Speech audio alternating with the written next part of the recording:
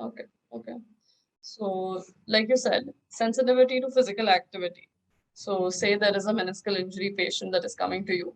There will be a lot of pain categorizing, and they won't like to do their movements. There'll be a lot of fear avoidance that will be seen. And a lot of your research focuses on temporal summation of mechanical pain. Could you Mhm. expand on that? How does that work exactly? Yeah, so we're talking about mechanisms. I mean, there's a lot of theory in terms of mechanisms. And there's been a lot of words words related to this. So temporal summation of mechanical pain, Hmm. or temporal Yeah. summation of pain related to physical activity. I currently I like the word sensitivity to physical activity, Hmm. uh, because it feels simpler, and it also doesn't necessarily assume that there's only one mechanism Right. that's responding to that. So the way that I think about that sensitivity to physical activity, and a simple way to think about that is, imagine you have two patients, and you have both of them do a 6-minute walk test, for instance. So they go and they walk for 6 minutes, and imagine they walk the same distance, just for simplicity's sake.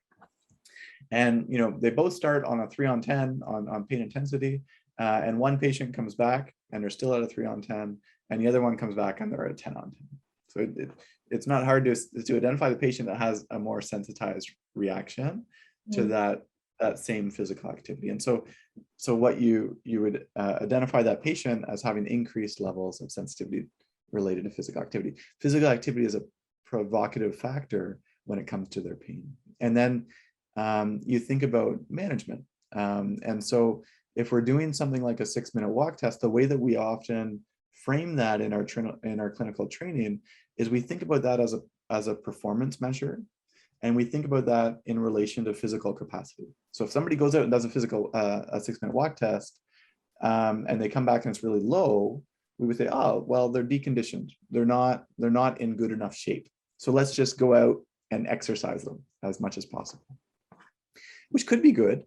But if they're that patient that comes back with that 10 on 10, and you just haven't realized that, then Mm. your approach where you're just going to take this fitness-based strategy to exercise, that's going to completely backfire on you, because as you're setting out and you're using these fitness-based parameters to approach their exercise, they're going to be having these sensitized reactions, and they're going to be flaring up, and chances are they're not going to really want to see you anymore, in terms of continuing with therapy and continuing to engage in physical activity. So the idea with the sensitivity to physical activity is trying to look at, when we're looking at something like physical function or performance, we're also looking at the patient experience of that. And we're also looking at how the patient is responding to that, so that we can kind of bring that into the mix when we're prescribing exercise. So maybe we wouldn't want to use exercise therapy out of the gate, exercise science, or exercise physiology principles. When we're first prescribing activity, we might want to use like a graded activity approach, or we might want to use a pain reducing intervention that's kind of matched with their exercise when we're first doing that, so that we can be giving something to reduce that sensitized response, and that'll help build up confidence, decrease sensitivity, and kind of help facilitate engagement is the idea. Okay. So basically, you would be slowly building resilience in your patient towards the activity, correct? Yep. And the idea is thinking about assessment so that you can identify those factors, so that you know which patients you might need to do that with, if that makes sense. Okay. So, like, how would you come to such a middle ground with your patients during rehab? Because you wouldn't want to, like, parrot along the lines of, whatever perception of rehab that you believe in. So, is there any specific anecdote or some behavioral analysis of the patient that you can do, or a pattern that you follow so that you and the patient are at a middle ground for their Yeah, treatment? that's such an important point. So the idea of, like, who's directing care, and how is that approached, and I agree with you. So the idea of always validating our patient's reports of pain, always trying to empathize, trying to show compassion to those experiences and suffering. That's one piece. but then the other piece is how to set goals, how to approach Right. therapy. And really the way that I see that is it has to be a partnership. It has to be, it has to make sense to me as a physio. It has to fit with what I know about research and my clinical expertise. And then it also has to align with my patient's values, and it has to kind of align with where they want to go. And so, you asked about an anecdote, and not to be overly specific, but a common challenge in relation to chronic pain is that you often get this disconnect between a patient that wants to find kind of a, we'd say like a silver bullet kind of cure to their pain. They want to eliminate their pain. And I've been in situations where it's not that uncommon where I've done my assessment and they might have a really long history of pain. They might have a long workup of pain. They've seen a whole lot of professionals. And in my mind, there's nothing that I can do. And there's nothing that anybody I know could do in terms of other health professionals that could eliminate their pain. And so, but yet their preference and their goal is to kind of have the complete elimination of pain. So what I think is important in that context is really to have a frank discussion out of the gate. And I think it's a delicate discussion where it's important for me to communicate that prognosis, but also to preserve hope, and to preserve hope that things can get better, and actually providing a picture of how we can do that together in physio. But also, it's important in my mind to not extinguish the hope that a patient might have in relation to one day living without pain completely. I don't have tools to kind of bring them there, but I don't want to extinguish that hope that could be a possibility down the road. So the conversations that I would have a patient in that context is often we would do a lot of reflection a little bit in terms of their history. So, imagine you've been living with pain for years, you've seen all these people, and your single focus has been to eliminate pain. And unfortunately, that hasn't occurred. Pain is still here. And then, inviting them to think forward as much time that they've lived with pain into the future. So 5, 10, however many years into the future, and say, imagine, heaven forbid, that this much time in the future, you're still living with pain. That's a hard thing to think about, but it's a real possibility. And if that is the case, how would you want your life to be different? What would you want to be doing differently in your life if that was still the case?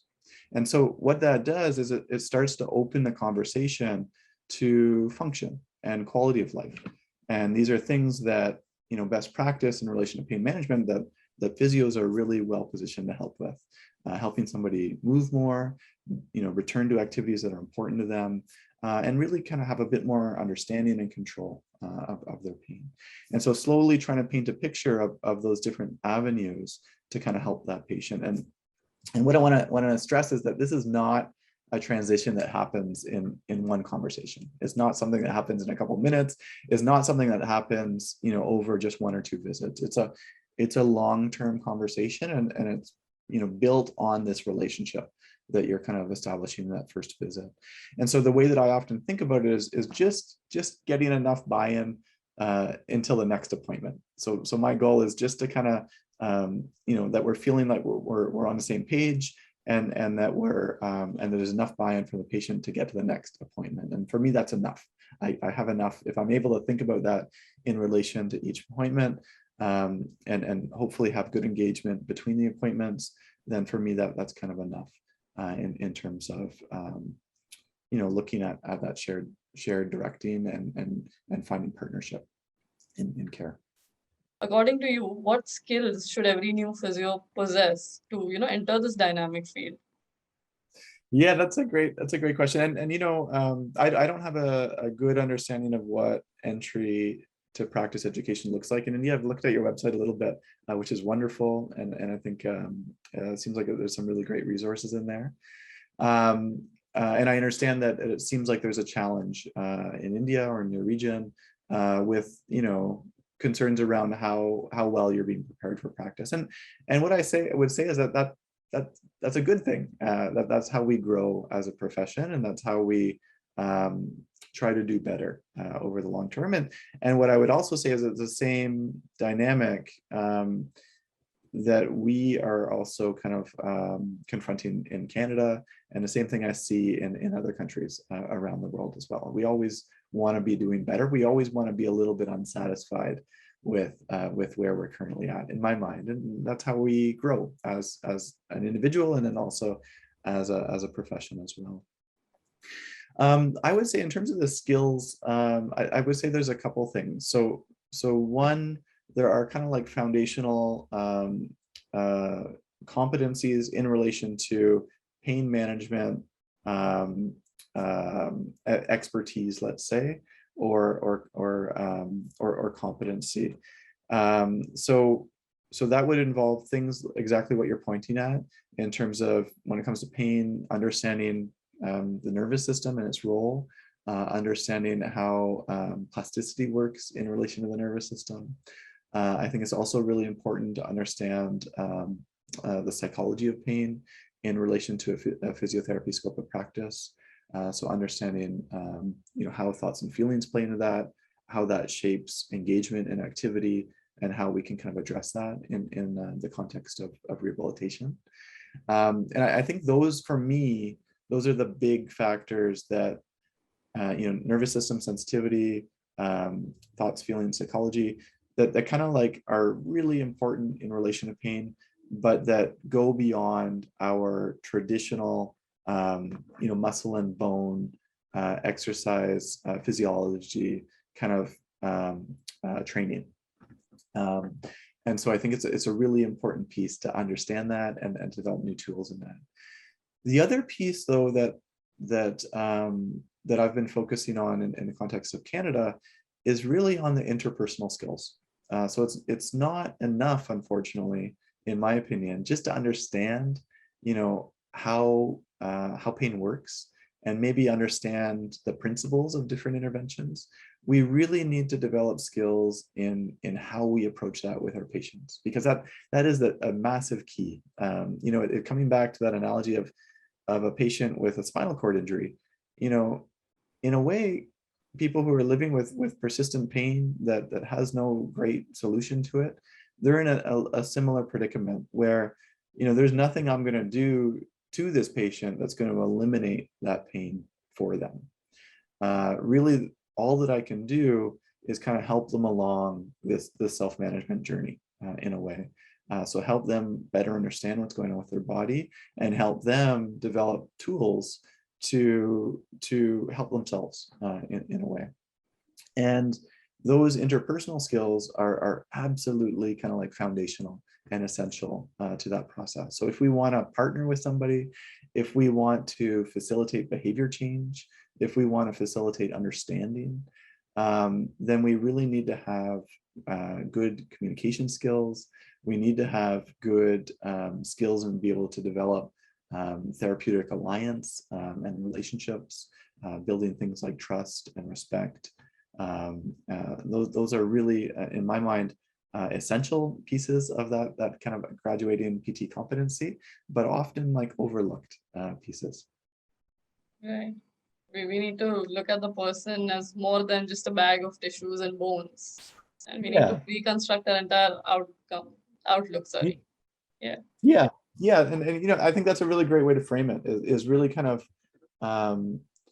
being able to come back to the whole person and just thinking about this as a person and thinking about this as a relationship. I mean, as we go through our professional training, we develop so many technical skills and so much of a, sometimes a deeper understanding of narrow aspects of the body, where this muscle is, where it connects, what nerve is connected to that, what is this mechanism. But somewhere along the way, we have this tendency to lose track of that idea that this is a person, and that functionally, when we're talking about physiotherapy, we're talking about a relationship with another person, and so much of what we do is essential on kind of that understanding and that approach to care. What is your take on heat modalities for pain reduction? Yeah, that's a great question. So So when I'm thinking about modalities, I'm thinking about, an intervention that that if I'm in a clinical context, it's a little bit dependent on a therapist, and it also, the goal is to provide a temporary relief or reduction in pain, but it doesn't really cure pain, and it doesn't really it doesn't kind of take away pain in the long term, if that makes sense. And so, I think the strategies that were given in the training, if I'm just kind of extending the training that I had to maybe the training that you have right now, what I imagine is that those kind of modalities, they work all right for acute pain, and when pain has a really good is a really good correlate of some sort of injury process. So if we're trying to facilitate healing and protection and rest, and then we think about modalities in that context, as we're kind of creating a path to disability reduction, that works well. If, on the other hand, we're working then with chronic pain patients, and we are not viewing the pain as strongly correlated with an injury, and we shouldn't be using like a tissue healing kind of parameter for recovery, then we need to think carefully about how modalities may or may not fit in with our therapeutic approach.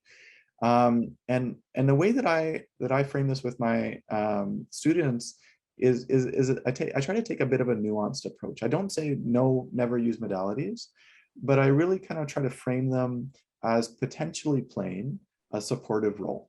And the way that I frame this with my patients is, when you're thinking about chronic pain management, we need to think about helping the patient live today, and we also need to think about the patient working for an improved tomorrow kind of thing, if that makes sense. So there's kind of two balances in chronic pain management. And what I would say is a lot of the literature focuses on that working for tomorrow bit. I'm going to do something hard like physical activity. I'm going to engage in this cognitive behavioral intervention. I'm going to do these desensitization activities, not because it makes me feel better right now, but because it's going to help me down the road. That's important. That is essential. That is foundational principles related to self-management and disability reduction in the long term. However, our patients that are living with pain, they often feel really bad right now in this moment. And it's important to not overlook that. It's important to not dismiss how somebody is feeling right now, and the possibility that they might actually be feeling overwhelmed by their pain in the present moment. Or at some point they might have a flare up and they might be also feeling overwhelmed with their pain. And so I think that modalities can have a role to play in supporting that idea of working for tomorrow. And they support that, but in a couple of ways. They help the patient, give them tools to feel a little bit more control over their pain. And I think they help create sometimes windows of opportunity where you might have a little bit of a pain reduction, and you might be able to focus on activity a little bit more, or meaningful activity.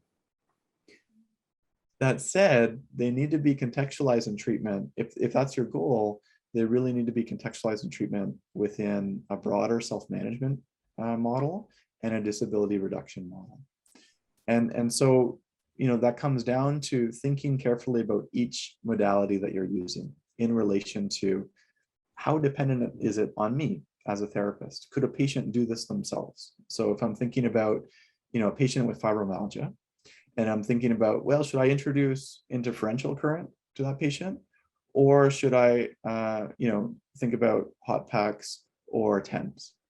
Every time I'm going to go with TENS or hot packs, because that's something that patient could do themselves. They could get a home TENS unit, they could set up a hot pack, and we could try it out, see the effects in clinic. And then immediately I'm saying, okay, this is something now that you're doing yourself.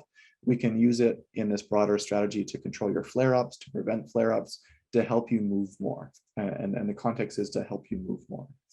And there's been some interesting research that TENS has been shown to be more effective actually in that context. TENS is more effective when it's used to reduce activity-related pain compared to kind of passive or spontaneous pain. But the way that we often use it in a clinical setting is have a patient lie flat on their back, not doing anything. So I don't want to dismiss modalities completely, but I want to encourage people and therapists to think very carefully about them in terms of if they have a role, how can they be used to support self-management? How can they be used to support disability? And how can they be used to help a patient become more independent or autonomous of me from as a healthcare provider? So that ultimately we're leading towards them managing their condition and then them being the expert in their pain management. That's true. What I usually observe in my practice would be that a patient would prefer a heat modality because that provides them instant relief with their flare up, and they don't see that same when you give them exercises or anything. So Mhm. to what extent would you still allow the use of heat modalities, because there is still a tiny percentage of chance that the patient will get dependent on the heat modality as a painkiller or something. Yeah, so I think we tend to have a bit of a risk adverse perspective with physio, and I think when we're thinking about dependency, it's important to put that in context. So I think it's a real thing to think about how we're facilitating autonomy. So how we're facilitating a patient to have ownership over their health condition and ownership over its management. That's really important. But a hot pack is something that they could still have ownership over, right? So they could have a hot pack at home that they know how to put on and when to put it on and do that in a safe way. And so then if I'm thinking about dependency in that context, it's a low risk. Yeah. So if they're dependent on using that to become active, it's like, well, what harm is going to come from that? And in my mind, the harm is low. It's certainly lower than something like an opioid, where we're using those in a broader sense, in pain management sense, interprofessional sense. We're using those all the time to control pain, and it has, we're seeing in North America and a lot of other countries just how many problems are associated with that. So if I'm weighing up dependency in relation to a hot pack and an opioid, that risk is really low, and I'm feeling pretty good about a patient kind of navigating that risk and be able to kind of use that. So if it's within an autonomy supportive context, then it's trying to just put that risk into perspective in my mind, and I think that's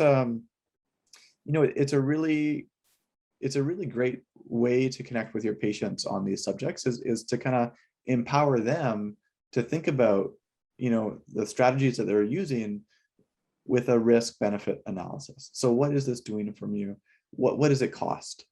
So if a patient is going to get massage or acupuncture, XYZ all of the time, that could be good. It could be bad. But giving a patient tools to evaluate the risk benefits for them might be helpful for them to become more autonomous in how to think about that and how to incorporate those solutions into their life. You hand them the tools. Yeah, and you kind of try to build them up in my mind together. Yeah, that does put them in a lot of control and gives them a way to drive their own treatment. Yeah. Definitely going to use that. Great. I like it. Good. Okay. So one more concept that really popped out when I was going through your research was exercise-induced hypoalgesia, which is really common in chronic pain patients. And after reading through that, I went on a deep dive and then I actually observed it too. So how does the mechanism of that work? Oh boy, I wish I knew. I mean, we don't really know exactly how it works. So exercise induced analgesia, the way that we think about that is the endogenous inhibitory system in the body working. So the idea that there's stuff that goes on mainly in my central nervous system that can kind of turn the volume down on pain related signals. And what we know for folks that are healthy and that have a normal endogenous inhibitory system is that when they engage in exercise, usually cardiovascular exercise, there's a short period after that where they're less sensitive to pain. So if I evaluate something like pain threshold levels before and after somebody goes for a run, then what we'd expect is that I could apply more pressure to their body before they say, yep, that's the point where it's painful. And we know that the central nervous system has a role to play with that. And we know that the brain specifically has this kind of top-down, turning down, de-amplifying kind of role to play. And then now if we're talking about patients who have chronic pain, we know that their endogenous inhibitory system doesn't work properly. It has some dysfunction in it sometimes. And we know that it has some dysfunction in it in relation to the responses to physical activity. So they might go for that run or maybe a walk, probably more realistically. And now if you apply that pressure, the same amount of pressure before, they're going to say they have pain sooner, less pressure, and they're all of a sudden in more pain. So after physical activity, they're more sensitized to pain. And the way that I think about that is really as a function of a biopsychosocial phenomenon. So amplified nervous system, but there's also feedback loops in relation to thoughts and feelings in there, and that environmental social context is always really important as well. But what would be your final takeaways for us? What would you say we as physios should always do, or the toolkits that we should always have? Yeah, that's a good question, and it's hard to summarize that. I think pain can be, so if we're thinking about complex pain management, chronic pain management, it's a really challenging thing to try to manage, and in many ways it can feel daunting to try to get your head around it. It can feel frustrating, and you can be faced with a patient where you have no idea what's going on and what to do. And I think what's important in that context is really to kind of remind yourself of what is kind of the minimum goal in that context. And it doesn't sound like much at all, but really trying to communicate validation and compassion in relation to a patient that is probably suffering if they're coming to see you. In my mind, that's the most important thing that we can do in relation to our patients. Anything beyond that is wonderful, but even if we can't do anything beyond that, make sure that we don't lose that. Make sure that we don't lose that, always being able to kind of validate suffering and to try to communicate and show compassion in relation to it. To me, that I think that's kind of first principles in relation to how to provide care and how to be a healthcare professional.